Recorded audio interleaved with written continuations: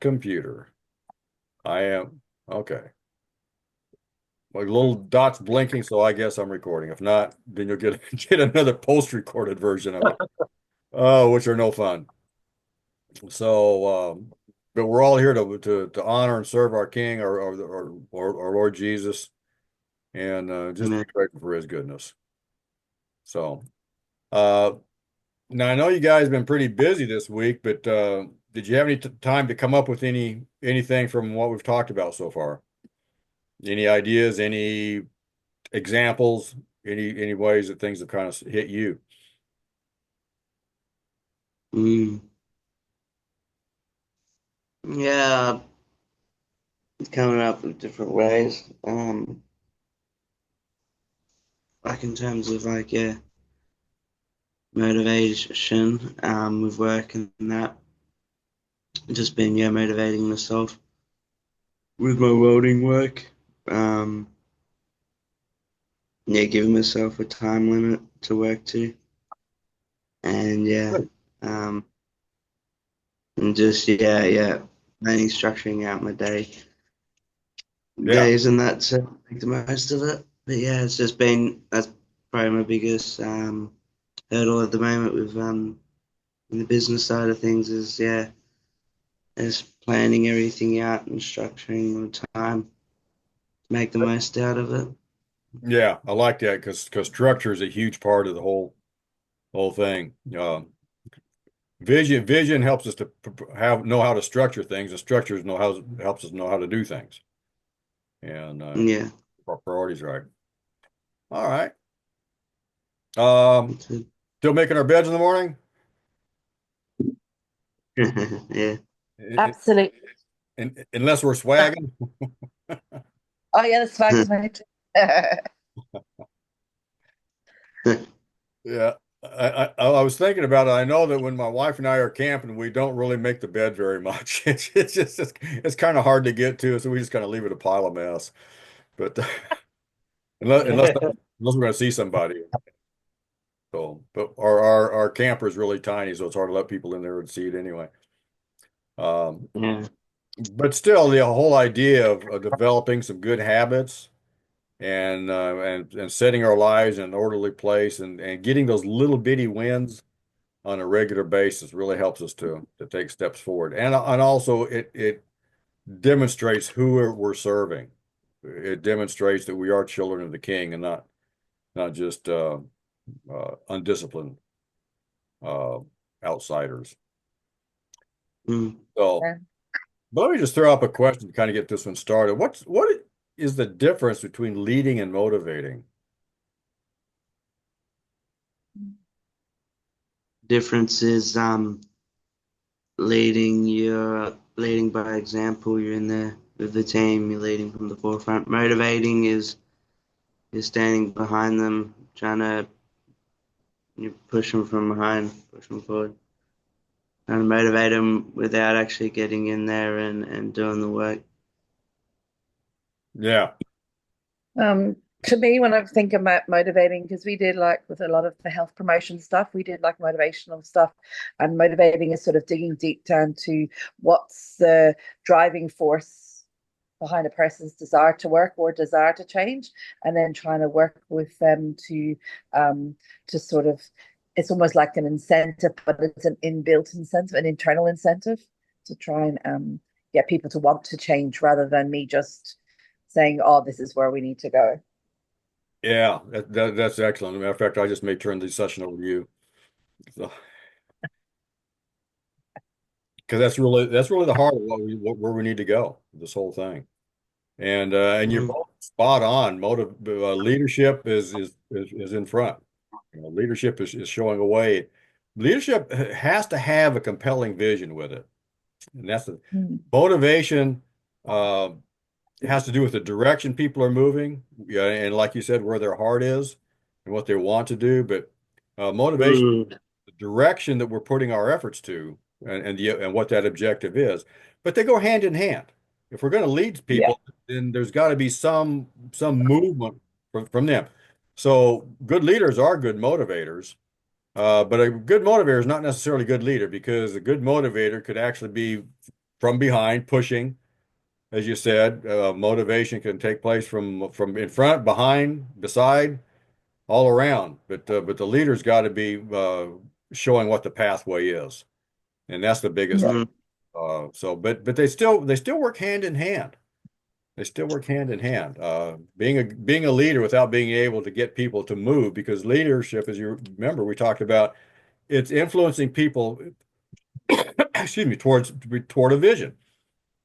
And so they've got to be moving toward that vision. Otherwise, it's just people sitting around talking like we used to do when we were, teenagers, and just kind of sitting around talking about everybody else. At least I know people. I never did that. So, um, good start. Okay. This is one of my favorite quotes from any movie, and I think last year, I think Yeah. Dr. Wayne actually used this as an illustration, or something really close to it, because I remember I sent a copy of the quote to him, texted it to him. But in the movie Rocky Balboa, Rocky says he's talking to his son, who's just kind of having a hard time figuring out what life's all about. And he says, it ain't about how hard you hit, it's about how hard you can get hit and keep moving forward. How much you can take and keep moving forward. That's how winning is done. Now, there's actually obviously more to it than that, but it kind of shows us something what motivation, the heart of motivation really is. And motivation has three different pieces to it. It's the direction, the level, and the persistence of our efforts. We're going to put some energy towards doing something.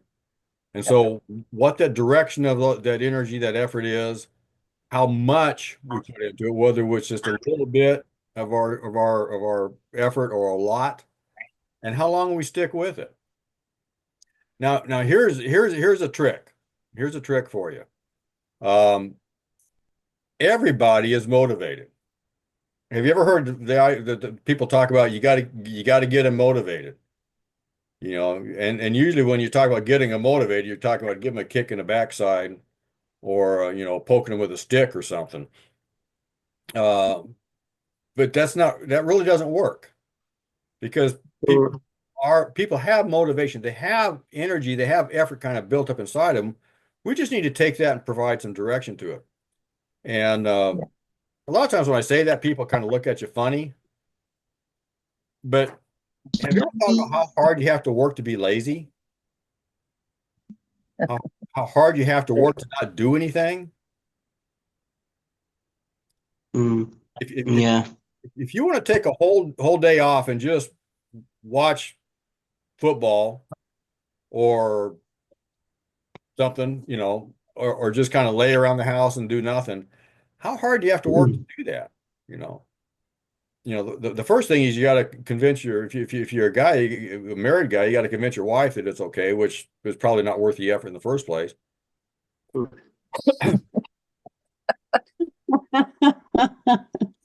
And so then once you get that little situation settled, then you got to make sure, if you're going to watch football all day, you got to make sure that you got your bills paid, so you got the power and you got the feed on the telly. You got to make sure that you got the snacks. You got to make sure that the drinks are all cooled and ready. You got to make sure that there's no distractions and everything's ready to do that, and stuff. It takes a lot of effort to not do anything. And I've worked with people whose goal was to not do anything at work, but then I got to think, how hard are you working to not work? How hard are you working to hide from your superiors, from your boss? I've had people who figured out the plan and the routine of my day, so they would make sure they were, at any point during the day, they were where I wasn't. I was somewhere else, and so they kind of, and so if I ever changed my routine, then they were caught. And stuff, and I've seen people go to a lot of trouble to make themselves look busy without doing anything.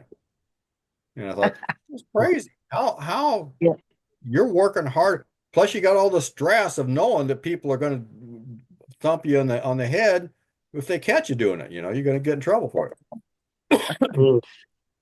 So what we can do then is take that, what is inside of people. Now, clearly, some people have more bouncing around inside than others. That's for sure. but we can take whatever the people bring and provide direction to that. Once they have some direction and a reason to pursue that direction, Yeah. then the level will begin to increase. And once they start making some progress, then they tend to stick with it longer.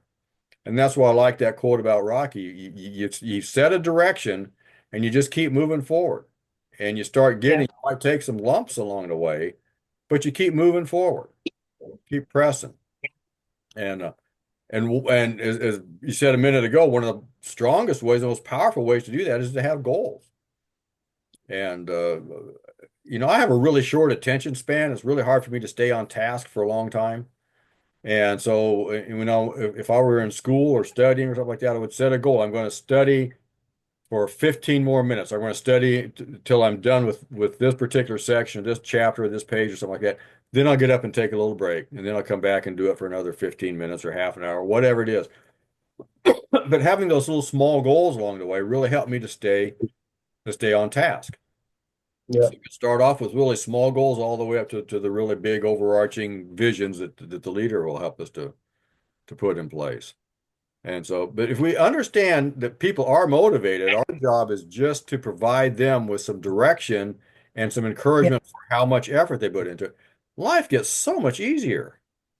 Yeah, that's right. Take a cattle prod. Anybody know what a cattle prod is? Yeah. Yeah. Okay, I came from farm and ranch environment, so yeah, cattle prod. But to take that cattle prod and it's like a low level taser. You take that and zap somebody with it. It doesn't really do anything for us. We don't need to worry about that kind of thing. We said, okay, what is it? And Cheryl really hit it. That's why I said she could take it over, because what we're trying to do is peel back some layers and get to the want to inside somebody. And once we Yeah. want to, then we're really on the right track. And that's the kind of thing that we'll be talking about, is getting to that want to that's inside of people. Um, and here's a great example of that. And I was watching this guy in the Olympics, and something about him just really impressed me. And I started looking into him a little bit more. But Kenny Bednarek, who is a sprinter on the American Olympic team, he won the silver medal in 200 meter and does some other races as well. But he said every single previous version of me is still a part of me, including the trauma from my childhood. I own my past and my present. So he's taken everything that's part of his own personal history and channels that into becoming the very best he can be. And a really important part behind all of this is one of the most powerful parts of where we invest our effort has to do with our identity, who we think we are. Okay. And he has defined his personal self in a big way. It's not just a very narrow thing. I am a sprinter, but every previous version of me is still a part of me. He has a twin brother, and they grew up in an abusive environment, and so they were adopted by a single woman when they were 4 years old. And so she raised them, and interestingly, they're both black, and their adoptive mother is a short white blonde girl, and these are tall black guys, and so it sticks out like crazy in the first place that you got an odd situation in the family, and then she adopted two more kids from problem situations as well. So she raised these four kids. But she invested a lot, and I could see the investment she made in them. When before and after race, he'd run over to her and stop and listen to her, and she'd talk to him, and he'd give her a hug and so on and so forth. So, um, but they had a really rough go of it, and of course, growing up through school from an adoptive heritage and background stuff, they really had a rough go. But he's taken all of that frustration, all of those challenges, all of that trauma, as he said, and he owns it. He says, and that really is part of what drives him to excel. And but he out of that he created some dreams. He loved running from the time he was a little guy, and so he used that as a way to to create some dreams and fulfill those. But the point is to, if as Cheryl was saying, if you learn about what people are after, what they want, who they are, what kind of parts of their own personal character identifies who they are, their personality, their background, and kind of put together a path for those along that direction, then you've got taking some big steps. As she put it, deal with what they want and create something inside of them that wants to do that.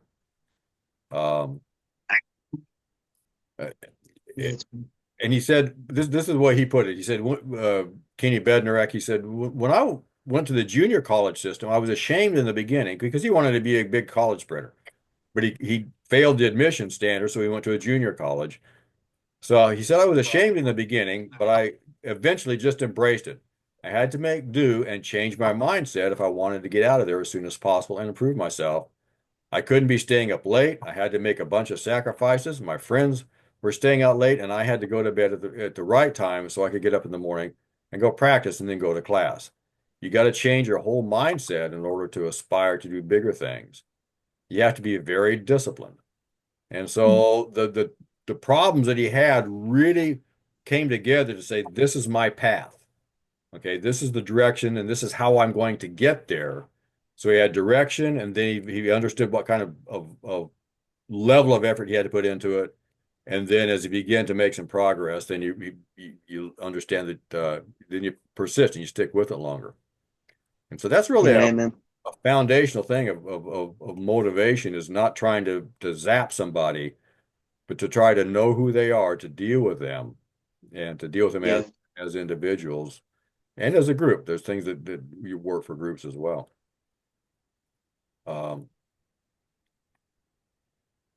So back to our farm metaphors here, our ranch metaphors. Never kick a fresh cow chip on a hot day. Yeah. So now, Oh, yes, some people are getting pictures in their minds, right? One way people choose how to direct their efforts is whether it works or doesn't work. And kicking a fresh cow chip on a hot day is going to bring about some bad outcomes for you. And that's one of the fundamental things about what we do and how we direct our efforts. If it's something that's going to work for me, if something brings good outcomes, then I'll stick with it and I'll do it more. If it's bring out bad outcomes, we shut the door and we move on. If we don't shut the door on that and move on, then that's what Dr. Wayne talks about, is doing the same thing over and over again, expecting a different result. You can keep kicking that cow chip every hot day that comes along, every fresh cow chip, but it's just not going to get any better. Change it, do something different. There's another lesson behind that when there really is a messy situation where somebody else is just blowing up and going into a rant. Sometimes it's best just to back away from it. Don't stir the pot. Don't kick it anymore, because it's already hot and messy, and you're probably not going to bring about anything good by making an issue. Wait till a better time. But that's not exactly where we're at today. That's a second lesson from this. But again, that's the direction of the Holy Spirit. Sometimes we need to step away for a while and let things chill. Sometimes we need to throw some water on the fire and put it out. But if something brings it, and that's again, we do what works and we avoid what doesn't work. The old time version of that is we pursue pleasure and avoid pain. So. Yeah. So we've talked about our identity and how we see ourselves as being who we think we are, how we see ourselves, and what works and what doesn't work as being two keys for what we do, for our motives, for our motivations. And here's another one, a third one, and it comes out of 2 Timothy 2:15. Be diligent to present yourself approved to God. And that's what we're really going to focus on, approved to God, a worker who does not be ashamed, rightly dividing the word of truth. one of the things that is the most powerful motivator for people, the most powerful things will get them to engage in all kinds of crazy things even, is finding a place of approval, finding approval and gaining respect and recognition. People will do bizarre things to find approval and gaining respect and recognition. Yeah. And history is full of some really crazy examples of that. If you ever read anything about history, especially in the Nazis during the 1930s and stuff, the really bizarre things that people did are just you scratch your head. How could anybody on earth ever lower themselves to do those kinds of things to other people? Well, clearly the adversary has gotten a hold of people's hearts and jerked their chains, but the thing that kind of opened the door for that was this was a path for me to be seen as somebody special. This is the path for me to find approval and to gain respect and recognition, to find approval and some status for myself. Paul says to flip that over, instead of trying to find approval and status among men, try to find approval and status before God. Yeah. So that's the trick for us, okay? But it still works. Anytime we're dealing with other people, we need to be sure that the whatever is making them feel good about themselves has to be in line with what's good for them in the big picture, what's good for them in the long run, and what's good for our whole organization. So if we can provide a picture of what people can be and how they can get there, sometimes there's no stopping them. And honestly, one of the best people I know at doing that's Dr. Wayne. You know, he's whoa, flipped it the wrong way there. Is that he's constantly holding up uh, our potential, you know, where we can go and things like that, and giving us something to work towards to find some sense of value. One thing people will tend to do sometimes if even, and this happens in church settings too. This is not just a secular thing. It's a secular thing, but still it happens in the church. Is if people will start again looking for approval and looking for some recognition from other people. And if they're not doing it very well on their own, they'll try to do it in some other ways. They'll try to do it by making everybody else look bad. Because if you know, in their kind of twisted sense of rationale, if everybody else looks bad, then I got to look better. So they'll gossip and they'll start bad mouthing other people, or they'll start bad mouthing the leader. And so those kind of things really undermine the whole process, but it's that drive to make myself look good and to feel good about myself. But as leaders in Christian organization, we don't need to think we're immune to that. We're not immune to it because it happens in churches as well, and we've heard a lot of stories about people doing those kinds of things, trying to elevate themselves by putting others down, or by cheating, by taking shortcuts, by lying about them, by inflating themselves and puffing themselves up, and all kinds of things like that. But so we understand the principle. We need to find our approval before God, not before man.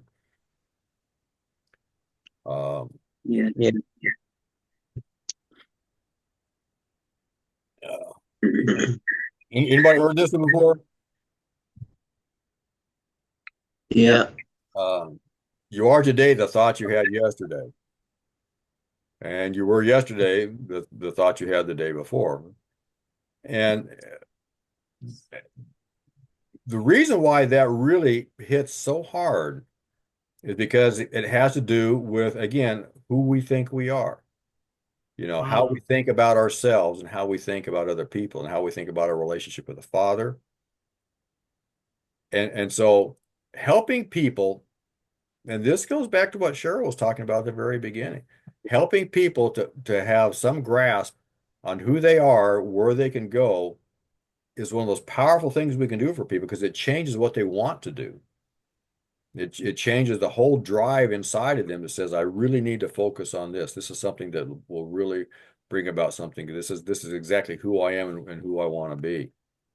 And a lot of times people don't believe in the potential they have in themselves. And so a really powerful thing we can do for folks is to help them to see potential they have. And sometimes even though they still can't see it, but we have to keep encouraging it.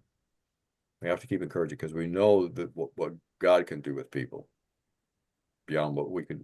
I mean, sometimes usually the potential people have it beyond what even we can see. But we know that what we can only dream of is realities for our Father. Any comments so far? Any thoughts? That's good. That's good. Powerful. So, Yeah. Motivation, just to sort of circle back around again, motivation is not creating energy or effort in somebody. It's taking what's already there and helping them find a way to channel it, a direction for them. That's why goal setting works so hard. So you were spot on with that in the beginning. That's why goal setting works. It's a really good tool, but it's taking that energy, that effort inside, and helping provide some direction for that. And then as we do that, then now honestly, when we have a direction for those efforts, then a lot of distractions kind of float away. If this is where I'm going, then I'm not worried about other things. Like Kenny Bednarek said, I knew that in order to achieve what I wanted to do, I couldn't stay out late at night. I couldn't do all these other kind of things. So a lot of the other distracting objectives and distracting goals and distracting activities that we might get involved in just kind of fall off the table because they don't really fit with where we're heading anyway. So the choices become a lot easier. And as that happens, then more of our effort is not put into the distractions, but put into our goals, put into our objectives. In the name of Jesus Christ. Good. Yeah, well, Yeah. powerful. That's why I love what it says in Philippians, Paul, and I've heard it called Paul's magnificent obsession, that I may know him. Everything in his life, he put away everything else and focused on that one objective to know Christ, to increase his relationship with Jesus, and to see that come alive in him. Yeah, powerful. So, what our goals are and how we see ourselves, our self-image, our power, our two keys, and then how we find approval and how we find status and how we develop some good sense about who we are. And that's why the Holy Spirit is so wonderful, because he gives us a peace we are accepted in the beloved. And I don't want to start preaching, so I won't. Yeah. Good. A while back, Nancy and I were watching a really sappy Christmas movie. Anybody ever do that? These Yeah. I mean, just as soon as the story opens up, you know how it's going to end, and you know the process, and but it was just one of these movies. But anyway, the young man and the young woman, they're kind of developing some kind of fondness and affection for one another, and so forth, and so he's walking her back to her room. They both happen to be visiting the same city together, and he's walking her back to her hotel room, and they stop, and he said, I kind of want to kiss you because I kind of don't.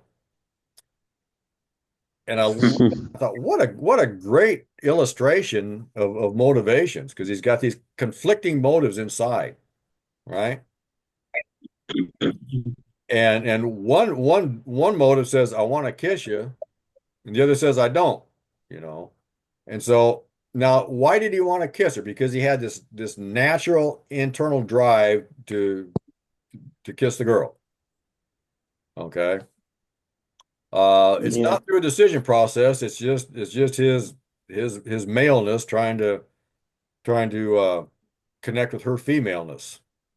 And so that's the part of some of the things that draw our effort are just natural, like sitting down for a meal, fixing a meal and sitting down and eating. Okay. A lot of the things we do are automatic for us. We just don't think about them. Okay. Other Yeah. things we do think about. He didn't want to kiss her because he knew that if he did, it could easily start a chain of events that he didn't want to do. It could start them on a pathway in their relationship that he didn't want to go down. He didn't want to mess things up by getting taken to a level of intimacy that was beyond what the relationship was ready for. And Mm. and I thought, what a great illustration of the conflict that we have between our natural human drives and understanding the implications of what we do, understanding what might happen if we do that. And so sometimes it's a decision process, and sometimes it's just a matter of our personal drive. Mm. So there's another kind of an idea that jumps in at this point, because when you're thinking about providing direction for people and their efforts and their intensity, these are a couple of different options that we have is try to lay out a path for the easy choices, the natural choices, or sort of help them to craft an image of themselves, or help them to craft an understanding of what's going on. There's another thing that is really a neat kind of a deal that tends to be really powerful for people. And we've kind of talked a little bit about it already, but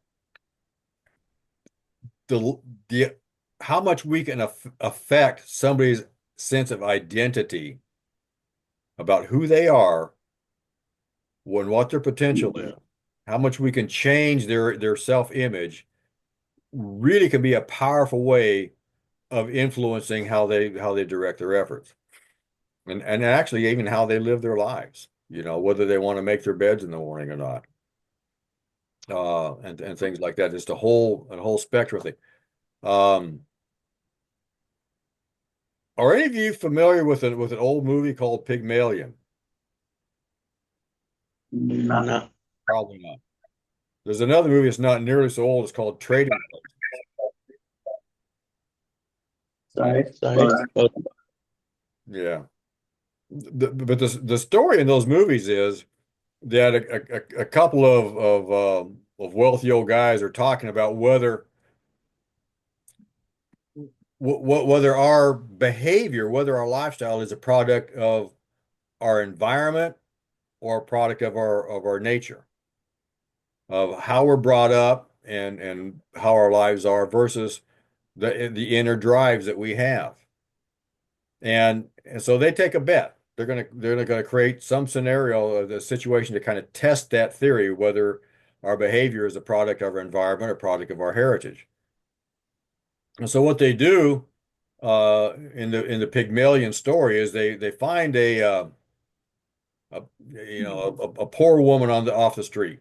We'd call her a bag lady. I don't know if you guys have like a swag man or something, just a poor down and out person, just in the depths of poverty. And they're going to bring her into their home, and they're going to train her how to act in high social settings, and then try to pass her off in a social event as a princess. And so if they can pass her off, if people actually believe that she's a princess, then it was the environment that did it. And so sure enough, over time, she goes to this, after a while, she goes to this big social event, and people believe she's actually a princess. And but the problem is they had changed her to the point where she couldn't change back again. She couldn't go back to being a bag lady again. They had affected her understanding of who she was to the point where she was actually a different person. And that's kind of where we're at here. We can affect people's image of who they are to the point where it actually changes everything about them. And so the encouragement, one of the great examples of that is actually a very old example from Australia. A guy named Rod Laver. Anybody familiar with Rod Laver? Yes. There we go. A hero. When he was a kid, first learning to play tennis, he said he was really clumsy and slow. and his coach started calling him Rocket Rod. And that was his nickname all through his career was Rocket Rod. But he began to see himself differently, not as a slow, clumsy guy that was when he was young, a gangly kid, but he began to see himself as a very quick on the tennis courts. And that really was his trademark as a tennis player was his quickness. And that Rocket Rod label began to actually fit and work for him because he saw himself differently. If he didn't start seeing himself differently, then the inner talent that he had would have never come out. Yeah. So Mhm. it can really be a help. Encouragement and holding up high standards, holding up high expectations for people is one of those powerful things we can do for people.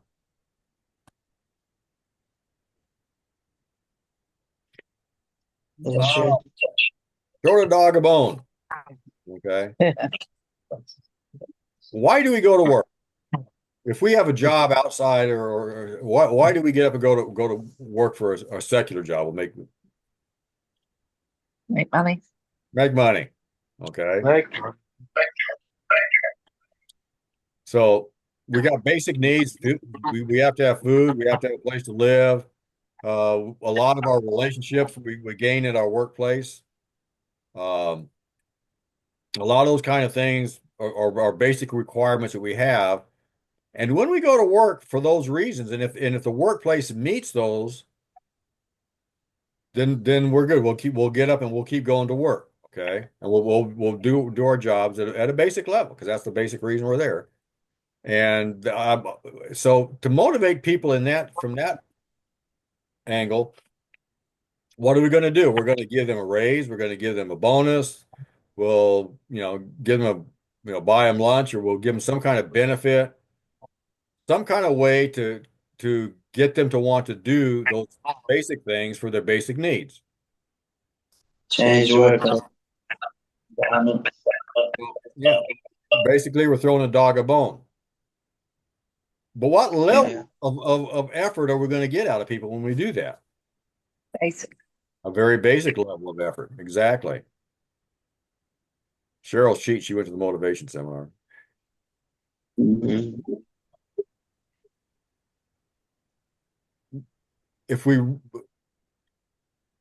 This is from a song several years ago, probably from the heavens, late 60s, early 70s. Shows how old I am. You got me walking on sunshine. It makes me feel good. If we really make people feel good, if we really tap into things that meet just their basic needs, but their higher level needs of making them feel appreciated, making them feel valued, okay, making them feel safe. People love to feel in a safe environment, okay. Those kind of things, if we add those to how we treat people, that's when we get responses. That's when people do more than what the basic is. That's when they'll step up and go. That's when they'll start being helpful to other people. That's when they'll start having better attitudes about coming to work. That's when they'll start keeping their areas neat and clean. That's when they'll start making positive comments and talking it up to other people. That's when people will keep coming to work longer. They won't change jobs so easily. I've worked for companies that didn't pay very well, but we could keep employees because we treated them well. Not just with the pay or benefits, because we had no benefits at all, but because they felt safe, they felt valued, appreciated. They knew that we treated them more than other people would. Sometimes just a handshake. Thank you. I appreciate what you do. It goes a really long way. Yeah. I had a boss one time who would our workplaces were all around the state where we lived, and so he'd take off and go up to one of the work sites and get there on a Friday, and he'd time it so we got there right before lunchtime, and he'd take the whole crew out and buy them lunch. And the superintendent said, "You would not believe how that affected the workers. They were pumped up. They're ready to go. Because they felt appreciated and valued, and the guy was saying thank you. With the lunch didn't mean that much. If I gave them that much money, they really wouldn't care. But by taking the time and the effort to take them out and spend time with them, he said those guys Mm.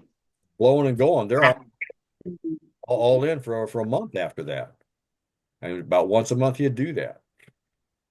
Now later on he kind of got in financial trouble and he was sort of getting down in the dumps and he quit doing it.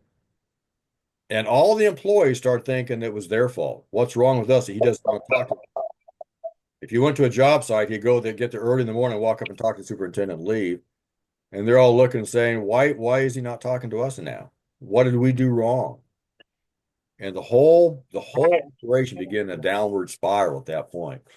And he actually went bankrupt not long after that. That wasn't the only reason he went bankrupt, but still,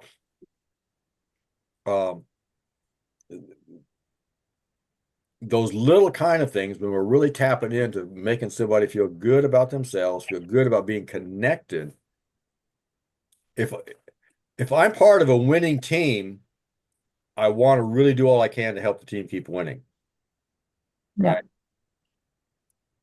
If I'm part of a losing team, then I really don't care what happens. And I've heard a lot of people talk about if you have problems with, and I've seen companies do it. If they have a problem with getting people to come to work, if they have a lot of problems with people being tardy, coming in late or absent, they'll start giving them bonuses for getting to work on time. And I said, how backward is that you're going to pay somebody extra just to show up to work? Basically, what you're telling the people is, we know we're a loser company. We know there's nothing good reason for you to come, so we'll pay you extra just to show up. And, I'm not sure it doesn't make sense. But what does make sense is saying, yeah, we might be in a tough spot, but we've got the best people on the planet. Okay. We appreciate you guys so much. And again, helping them feel accepted and valued and appreciated and safe. Not safe means that as soon as I mess up, I'm going to get in trouble. Safe means I messed up, that they're going to help me to grow through it. Okay, I got closer. Sorry about that. Okay. Any comments? Questions? What do you think? That's good. Yeah, like no, it's activated. Yeah, so yeah. It's interesting. I'm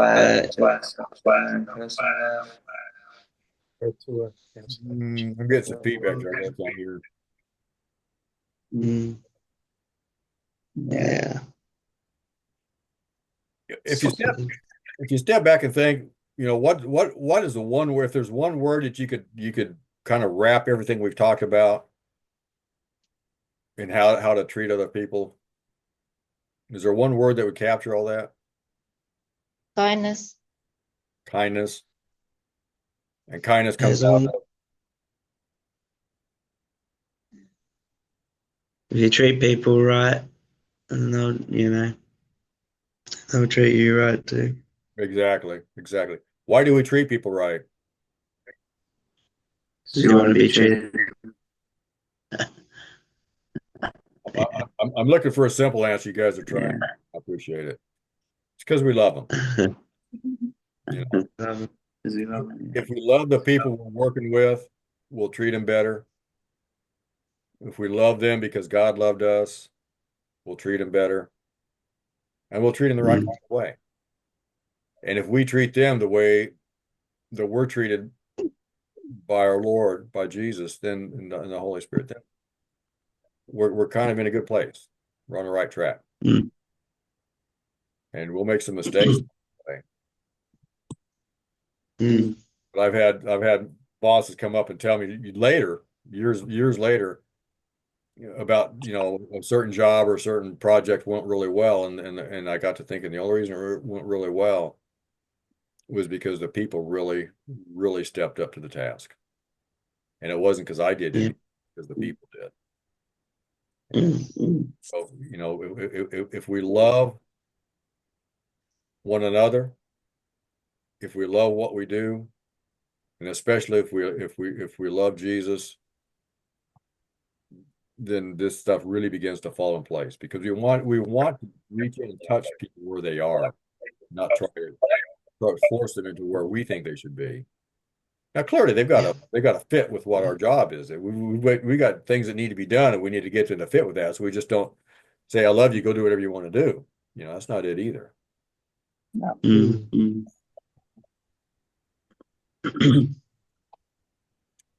Yeah. So Joanne, I've got a question. Oh, we've got a bit of feedback. What are you doing, Danny? What are you doing, Danny?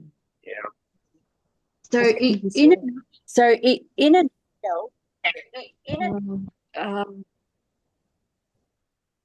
One of you need to mute. you've got to work out like how to approach someone, like to motivate them to do something. Is it a bit like a love language? And so those fellows that got taken to lunch, some of them might have appreciated that gesture more than they did the money. Is it about finding what speaks to people? That is a great question. We'll actually talk about that a little bit more later on. That is really a great question, because not everything you do is going to speak to everybody the same way. Now, in almost every case, the sense of appreciation people have because you spent time with them and took them to lunch is going to be worth more than the value of the lunch itself, which is only, $10, and so on. Yeah. So, but there's another little trick in there, because the value of the lunch, where does that come from? That comes from the company, right? That's the company trying to do something for me. But if I take you to lunch and spend time with you, that comes from my heart. And that's why that can be so powerful, because it's from my heart. Now, you may not like the food we get. You may want to go to a different restaurant, and it actually may be something that you can't eat. You might have to go to a restaurant. You might be going to a restaurant that you can't eat the food because of whatever your diet might be or something. But still, you appreciate the person and their heart towards you, and that's really kind of the issue. Now, so there's two things. One is we have the big picture of what the organization needs, whatever task. We need to go up to set up the tents and hold a crusade. Everybody has their jobs to do. Okay, so we need to keep that overarching perspective in mind, but then still deal with each person in an individual way, so that they feel like they're part of the team, because you don't have 20 individuals going up trying to do something together. And we'll talk about teamwork more later on too. So yeah, we have this overarching goal and this vision for the organization as a whole that the leadership provides, and then motivation is saying, okay, how are we gonna step into it at this point? How are we going to get everybody on the same page and investing of themselves? And so that part of that is the organization as a whole. Part of that is connecting heart to heart with people. So, but we'll get into more of that later on. That's a great question. That is a phenomenal question. I love that. I never was a good question asker. Okay. Yes. So again, take some time throughout the week. And any other proverbs or street smarts or things that kind of strike you of your own, that something that you're familiar with that fits, share. Any takeaways that you have, like trying to set schedules for yourself and goals and things like that, share those with us, because it's those things that sharing with one another that really makes this stuff work. So, and we're out of time, aren't we? Okay. So. Sorry, Dwight, we didn't get any of that. I don't know if anyone. Okay, it will. Well, we're out of time, so I'll let you go, but it will be on the recording. Okay, and it's on the slide there too. Basically, I was saying it was on the slide. Share it with us. Okay. Appreciate you guys. Be blessed. Bless you. Bless you, Dwight. Thank you. Bye. Thanks. See ya. I gotta get right. So much.